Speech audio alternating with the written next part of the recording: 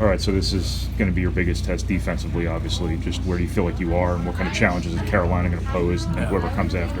Well, they have a good mix of guys. They have guys like Davis that can break you down and shoot it. Kerwin Walton can really shoot the basketball. Caleb Love is very good at the basketball. Very streaky from the outside, but when he gets it going, he's dangerous. But he's always dangerous with the basketball.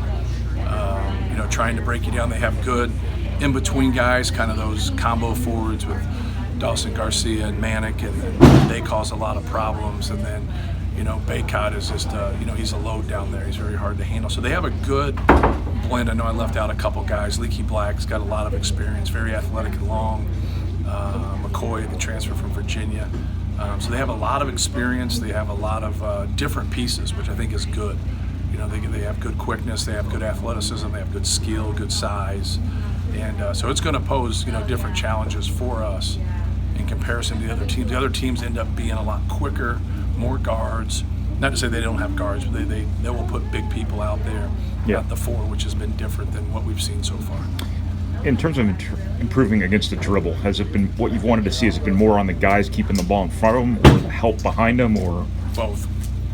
Just doing a better job of just not always being in help. We just can't help every single play. Someone's got to be able to contain the dribble, and we're doing a better job of it, but we're still, it's our mistakes. Like we're starting plays off wrong, very fundamental, basic things. And so we just have to have more discipline and try to start the play right. Then you got to be able to, once you start the play right, you still got to be able to make plays on the defensive end and know when to help and know when not to help. But also just having some pride and keeping the ball in front of you. How much was Tuesday a step in that right direction defensively? Yeah, I thought after watching the film, we did some good things. There's still moments where they get good shots and they just miss. Those moments are still happening. So you really got to gauge that and understand that it kind of snowballed in the right direction for us, both offensively and defensively. But it was still an improvement, and that as a coach, sometimes you can't ignore that. As long as we keep going in that direction, hopefully we can get to a point where we call ourselves a good defensive team.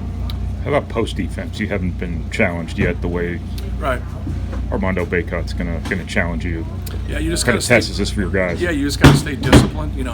Try not to get into foul trouble, but also be resistant and not let him get deep position. Just the same thing that they're going to do. Against our guys, you allow quality post players to get deep position. You're normally either getting scored on or you're fouling them. So we just got to make it hard on him and try to set our defense as much as possible, and not let him get 2 feet from the basket.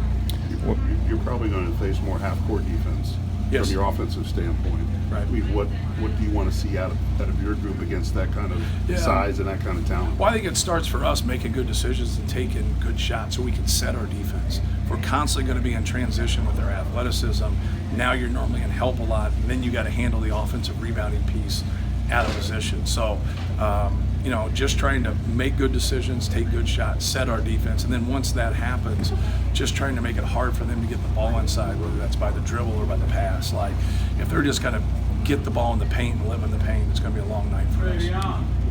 What have you liked about your transition offense? It's been damn near perfect so far.